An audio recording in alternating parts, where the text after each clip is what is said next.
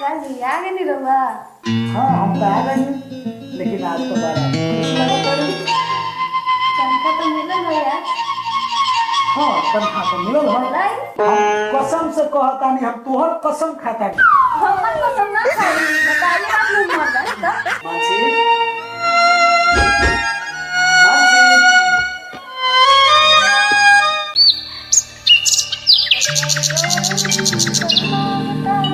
संसार सारं मुर्गेन्द्रहारं त्वमेव माता च पिता त्वमेव बन्धु च सखा त्वमेव।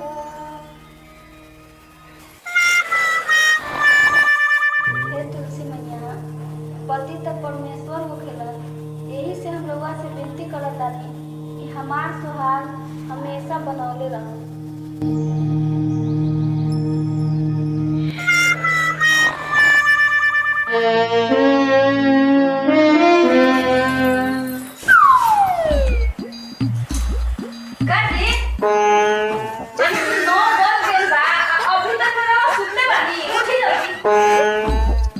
क्या यार, सवेरे सवेरे परेशान करे लगे, सुते तो हम क्या बात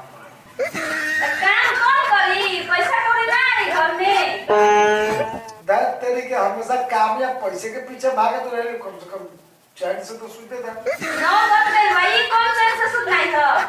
तो दिमाग में खड़ा था का आराम से उनके सुते था, जाके अपने काम करा।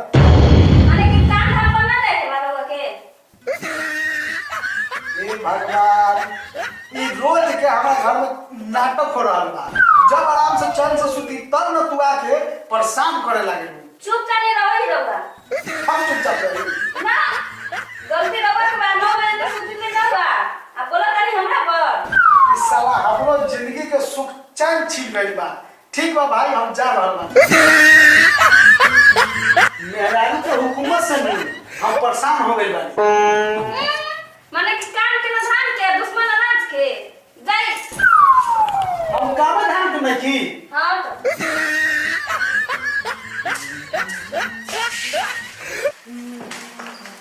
मानसी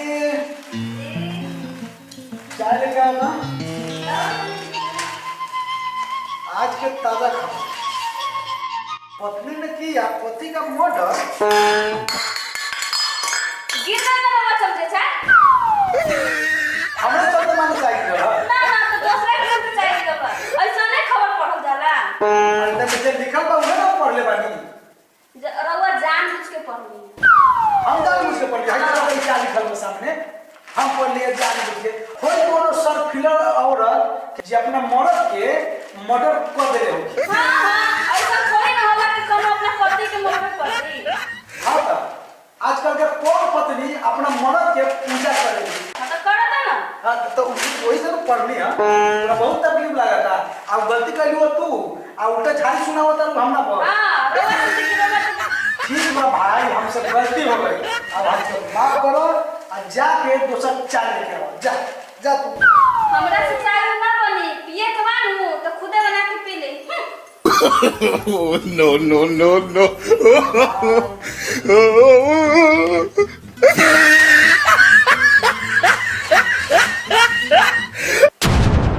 आज तो हम बहुत खुश बानी, काहे से कि हमार मौलत का तनखा मिले वाला बा। अगर कुछ तनखा लेके आइए ना तो हम एगो अपना लगी टीका खरीदम, एगो नथिया खरीदम, एगो साड़ी खरीदम खूब सुंदर।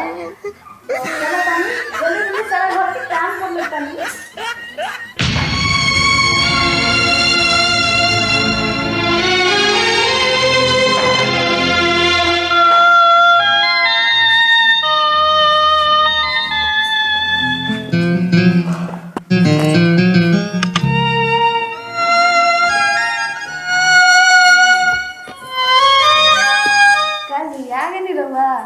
हाँ हम तो आ गए हैं, लेकिन आज तो बड़ा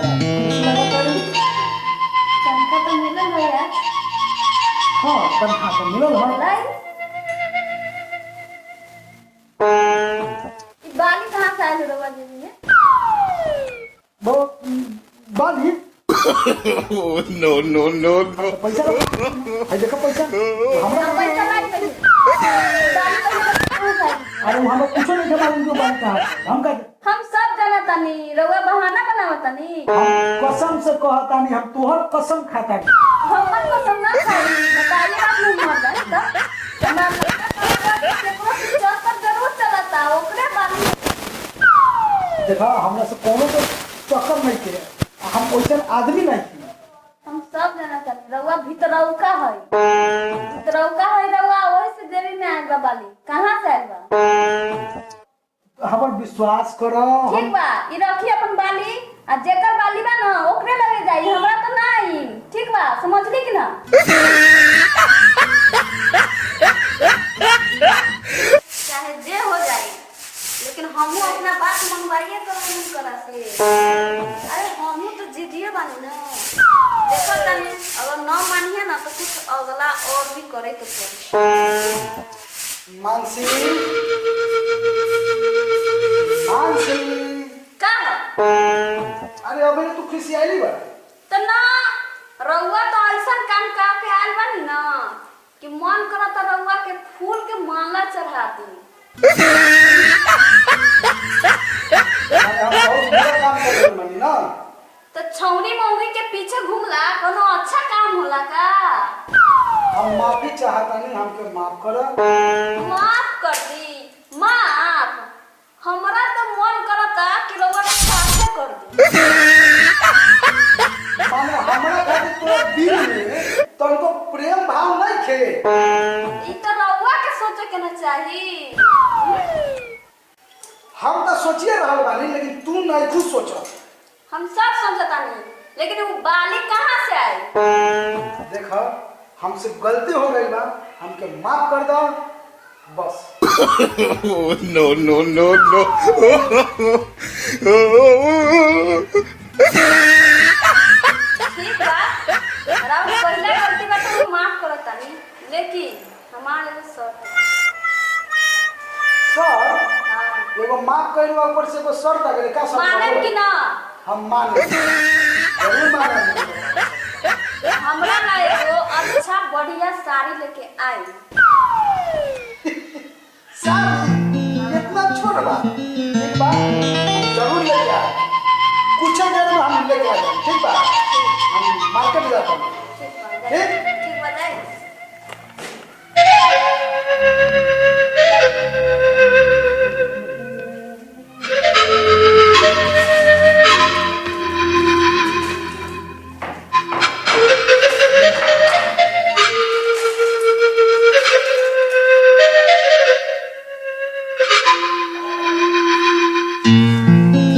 मानसी ये देखो साड़ी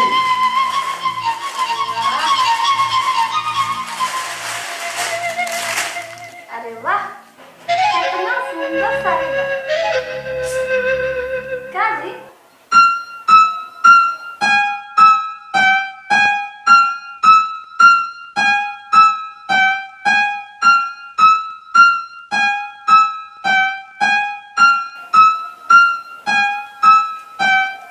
मानसी मानसी अरे कहाँ खो गए रहलू है ना कुछ तो जरूर बा बताओ का गलती का गलती भइल हम तो कुछ गलती नहीं की माफ देखो कर दी माफी अरे आखिर कइलू है का रउआ जेबी में जन बाली रहलस ना वो हम भी रखले रहलू ठीक है कोनो बात नहीं है बालिए में रख लो देखो मानसी हम तो इंसान बने जब वो ऊपर वाला केहू के माफ कर सकता है तो हम तोरा काहे नहीं माफ कर सकते बिल्कुल कर सकते आज से हम तोरा माफ कर सच में माफ कर दे बिल्कुल बिल्कुल